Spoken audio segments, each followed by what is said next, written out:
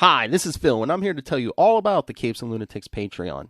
Don't miss out on our comic book creator interviews, including our monthly Chichester chats with comic book legend DG Chichester, superhero movie brackets in our search for the worst comic book movie of all time, and many, many more specials, all completely uncensored. Access starts for $3 a month, full video when you pledge $5 a month. Check out the link in our show notes or go to patreon.com/CapesandLunatics. Hope to see you there.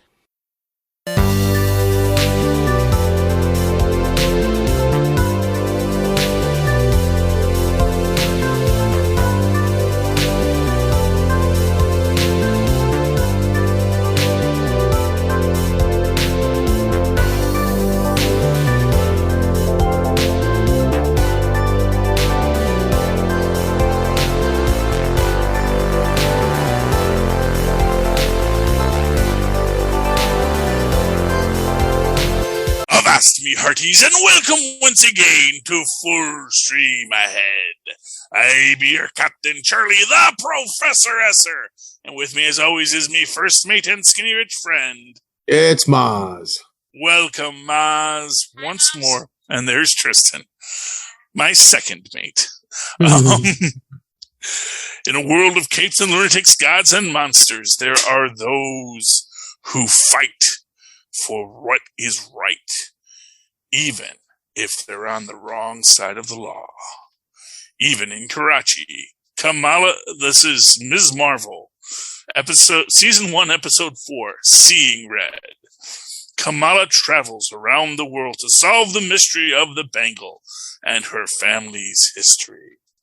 Our director this week is Sharmeen Obiad Shinoy. Our writers this week are Sabir Pirzada and A.C. Bradley, along with Matthew Chauncey doing that teleplay work again. Our story was by Sabir Pirzada. It was created for television by Bisha K. Ali. G. Willow Wilson and Adrian Elfona get our Ms. Marvel / Kamala Khan created by credits. And our supervising producer, working hard supervising that production, was none other than Sabir Pirzada. All right. So, welcome to Karachi, Mozz. City of Lights.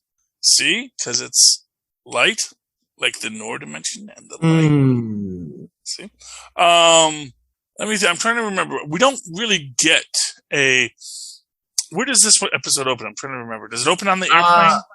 In the airplane, yeah. They're having a little witty banter before they get off the plane, saying, hey, let's make peace. Yes. Well, because we got to get there, and there's the guy in the middle seat who says, I'll sit somewhere else, rather than between the mom and the daughter having their thing. And, of course, Kamala makes the point about her stuffed animal is a napping pillow. She doesn't need a stuffed animal. She doesn't need her baby sloth. It's a napping pillow. Yes. They get to Pakistan. They meet the cousins, and get a lot of fun family stuff. We do get to meet the grandma, and now the grandma admits right there that, yes, you are a jinn.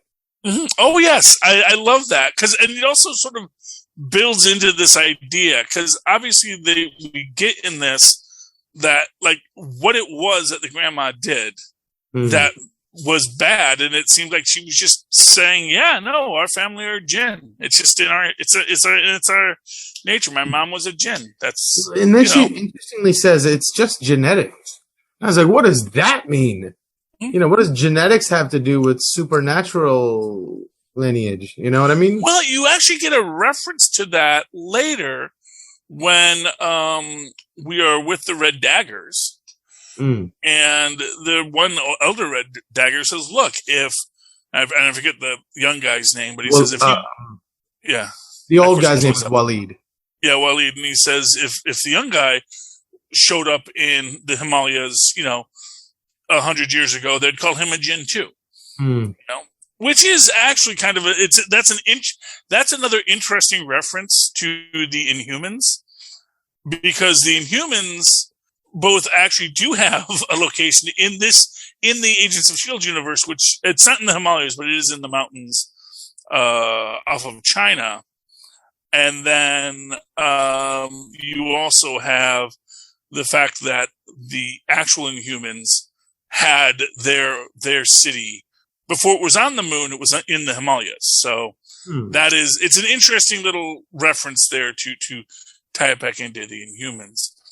But as it is, we get the fact that Kamala does not handle the spicy food as well as the native-born Pakistanis, right. And sometimes I think that they're just being mean to her and like trying to get her to eat the spicy food that they might not actually eat if she wasn't here, or she just doesn't know how to eat it yet. Yeah.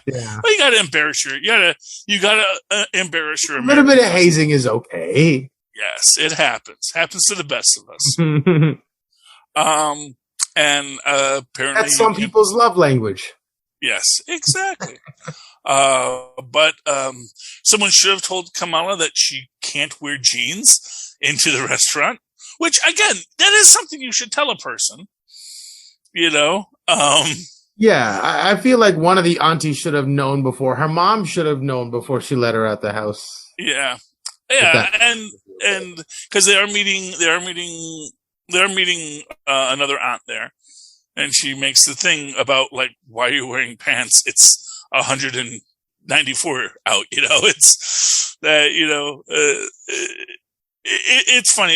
You get a lot of cute cultural stuff in this where it is just that back and forth. But, this leads us to what Kamala's purpose is. She needs to go to the train station because she doesn't know why and she doesn't know what she's doing.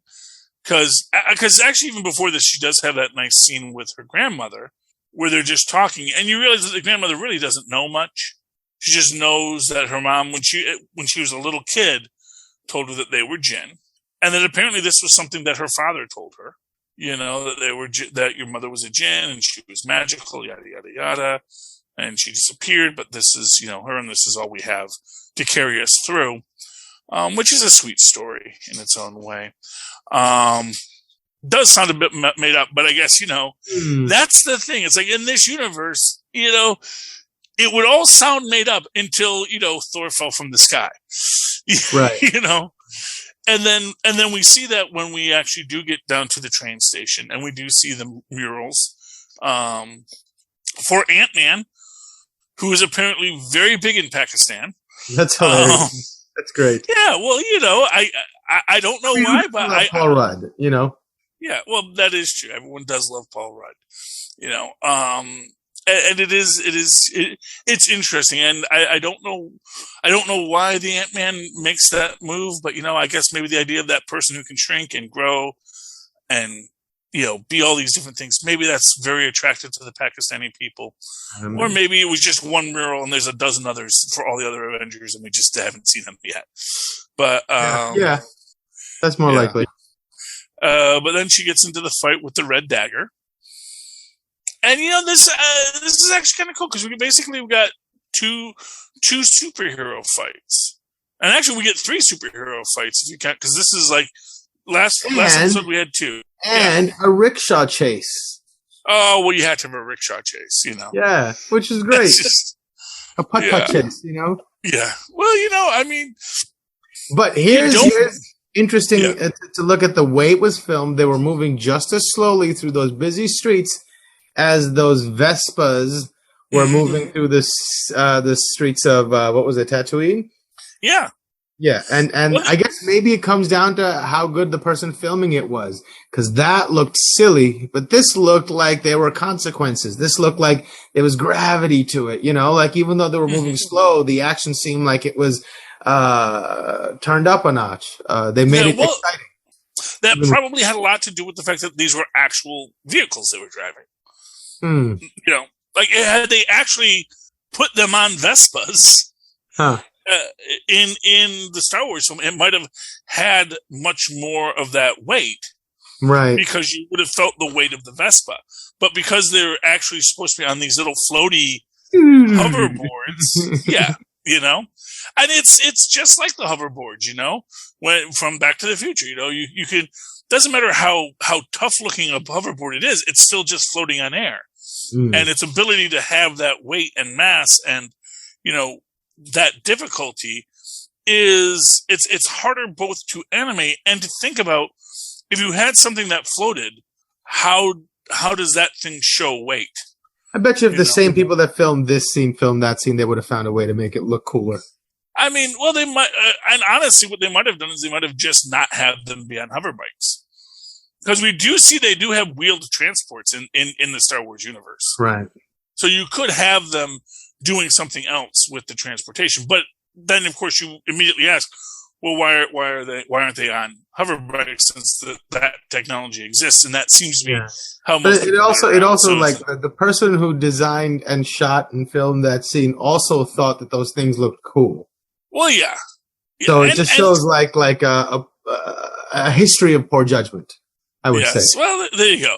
And that is, of course, that is an aesthetic choice they made, and probably would have been better had they been on speeder bikes, obviously, rather than the Vespas. But as it was, this was a really great chase scene. This was a great chase scene. So we shall not dwell upon the chase scenes of the past, but look to the chase scenes of the future. And this was a great chase scene. This was a great fight scene.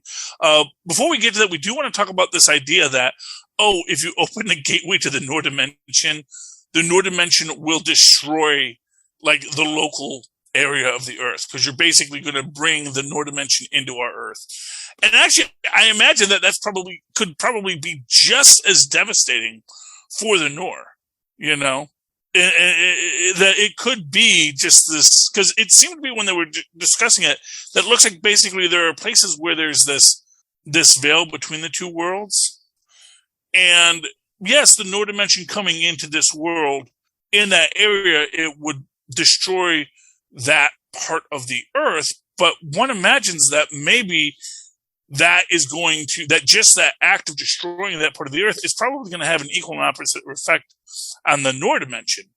If that is, an antimatter dimension, as an example, obviously that's just devastating for everybody, And that's the thing. It's like, it's entirely possible that these, again, we come into why were these Noor exiled in the first place? And was it maybe because they wanted to open these gates? They wanted to, explore this other world that the other Noor said, no, we have to be very careful. That's a very dangerous world. We just don't go into that world, or is our Earth like their Phantom Zone? And, you commit so many crimes in the Noor Dimension and they say, you know what? You got to go to Earth. And we're just going to drop you off and, you'll be fine. You can, beat people up on that planet, but just be careful because there are Asgardians over there too. And sometimes Kree show up and there's Skrulls. So, don't get too cocky in who you pick a fight with, but you should be okay. But don't go to Wakanda. Oh, that was actually one of the things I thought was very interesting is that the sound cue that the clandestines weapons make seems to be similar to the vibranium sound effect. Interesting, right? Yeah. Yeah. So I do wonder if there's some aspect of that where that, and that's sort of like there is that question, like when the vibranium hit the Earth, if that changed something about the Earth. Obviously, it changed Wakanda, definitely. But, you don't have something that just hits the Earth and is only in that one spot, because really you're going to have, as it's entering the Earth's atmosphere, you're going to have from heat and friction, what do you call it? Vibranium dust going all over the planet. Even if when it hits, most of it is contained in Wakanda, you're still going to get some kind of debris, some kind of explosion outward that's going to have some effect. And then if you add into the idea that there was more than one vibranium meteor, that there was like one big mound of vibranium that hit Wakanda, but there might have been other fragments of vibranium that fell elsewhere in the world, because people seem to know what vibranium was. It wasn't like all of it was in Wakanda. That's just where the biggest deposit was. So it's interesting. It's a possibility. But anyway, we get into this big fight, and we do open the gateway to the Noor dimension. And wait, is that this episode? I don't think they did that. No, that's right. No. I'm sorry. The place where the train station is. Yes. Okay, that's where this one ends up. Yeah, but I'm trying to remember because she slams the bangle with her spear, and this thing opens up, and then all of a sudden she's in the train station. Okay, yeah, that's right. Okay, I'm jumping ahead because okay, never mind. So yeah, that's what happens at the end of this one. While they're fighting, while they're trying to get the bangle from her, Walid dies. A couple of the clandestine die. Although, did he die though? He got shot like in the side, or stabbed. Yeah. Well, they seem to feel it was pretty bad. Yeah. So I mean, yeah, it's sort of like my thought in that moment was, look, this is what our whole organization was about, was to prevent the jinn from right. So it's an honor for him to give his life for that cause. So, and our cause right now seems to be you. So I'm devoted to this cause as well. We got to get you out of here. My life, his life is not as important as protecting the world. We got to go. So he was probably telling stories to make it easier for her to go. Yeah. And I do think that is definitely what they were trying to deal with there. Just sort of, we keep going because what is most important is they don't get that, because it is going to be bad if they do. Yeah. And then we see that Kamala shows up at the train station. Just as, and it is interesting because it does show that flat circle of time, which means that this is what she was supposed to do. That sometime and this is that interesting question about time travel, which is, do you always go back in time, or do sometimes you're not supposed to go back in time? And actually, it should be noted that Loki never actually went back in time when the TVA catches him. He did nothing to time. That was not time travel related. That was him. Yeah, that was him stepping off what that timeline's official branches were supposed to be. So really, this does not do anything to undo Endgame. It actually, or Loki, it actually reestablishes it. And it is this idea that while they created branch universes when they did it, they were always supposed to, but that because they always were supposed to, they didn't actually create a branch universe. Like exactly how it all works. Is so what you're saying is she's supposed to show up there to save Sana. Exactly. She's going to be the Trail of Stars. She's going to create or someone will. We don't know exactly how that's going to play out, but we know that she's there to witness it. But you can assume that since she brought the bangle back, that's going to have some effect on it. But anyway, final thoughts on tonight's episode, Mozz? Again, a great episode. Great action, great chase scene. I thought it was great. I can't wait to the next one. Yeah, the weirdest thing about these episodes is that when you watch them, it seems like there's so much more to it. Where it's like, this is the 4th episode. We're over half done with this series. Yeah. And it's just like, but man, how much story have we gotten? How much have we been through? Oh, okay, Mozz. If people would like to reach out to you, talk to you about what they've seen, how can they do that? Well, they can email me at mozzmanzor@gmail.com or find me on Facebook under Mozz Manzor. That's MOZZMANZOOR.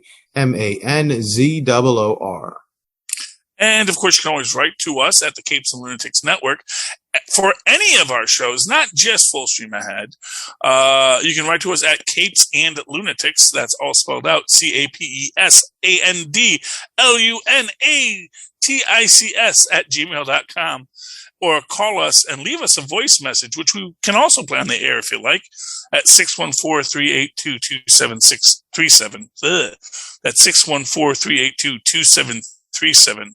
That's 614-38-CAPES. And, of course, go down to our show notes, click on our link at Linktree, that's linktr.ee/CapesandLunatics, and that is where you're going to find all of our wonderful merch, like real aluminum mugs to keep your cold drinks cold or your hot drinks hot all night long. And you can get t-shirts, and not this one, but other ones, and all sorts of things. And you can contribute to our Patreon because, in truth, we are doing this all ourselves, people. And your contribution is most appreciated. All right. And then finally, if you just want to talk to old me and talk to me in that old-fashioned email way, the way our mothers and fathers once did, do so at superconnectivityblog@gmail.com. That's superconnectivityblog, all one word, @gmail.com. And find me on the Reddit under Superconnectivity, where I will be writing and discussing and giving my thoughts on what is cool. And, of course, when there's something interesting to tweet about, I will be there too, live tweeting at Charlie Esser. That's CharlieEsser. Look for the 2 E's in the middle. For quality. Bing. Thank you, Mozz. All right, me hearties, you've come to the end of another episode. We hope you've enjoyed our ship, and we hope you'll ship out with us again next week as we once again sail full stream ahead. Arr.